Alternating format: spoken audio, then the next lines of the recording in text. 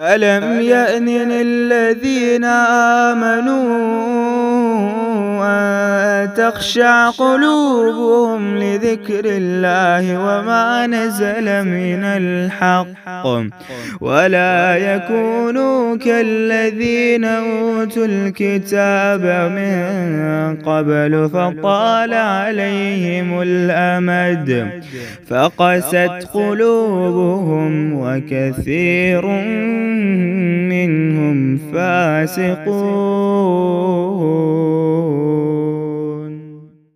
फिर इसी तरह तलब हिदायत के हसूल के कुछ असबाब हैं इधर आपके सामने। नंबर 1, अल्लाह की तरफ इनाबत। अनीबु इला रब्बिकुम सूरह ज़ुमर में भी आप पढ़ कर आए, झुकिए, करीब आइए।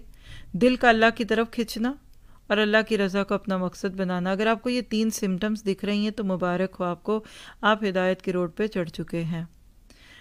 क्या पता चला कि जिम्मेदारियां ना अदा की तो मारे जाएंगे, तड़प सच्ची पैदा कर लेंगे तो बात बनेगी। और अहले किताब के इख्तलाफ की वजूहात ज़िद और तकब्बुर थी। आयत 14 में आपने देख लिया कैसे अल्लाह के नबी के रास्ते में एक रोड़ा बने खड़े थे, हालांकि उनके दिल मानते थे कि ये नबी सच्चा है।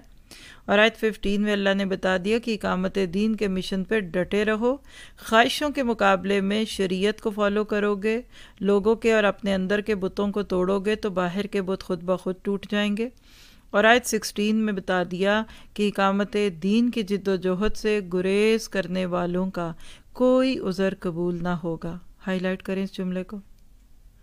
अगर आज मैं और आप इससे पीछे हैं और कल जाकर रोएंगे ना कि ये उज़र था, ये थी, गाड़ी नहीं थी और बच्चे छोटे थे और बड़े थे और मैं कर नहीं सकती, नमाजें नहीं पढ़ती, अल्लाह कहेगा पीछे हो जाओ, नेक्स्ट अगले को बुलाओ, फरिश्तों इनको पीछे कर दो।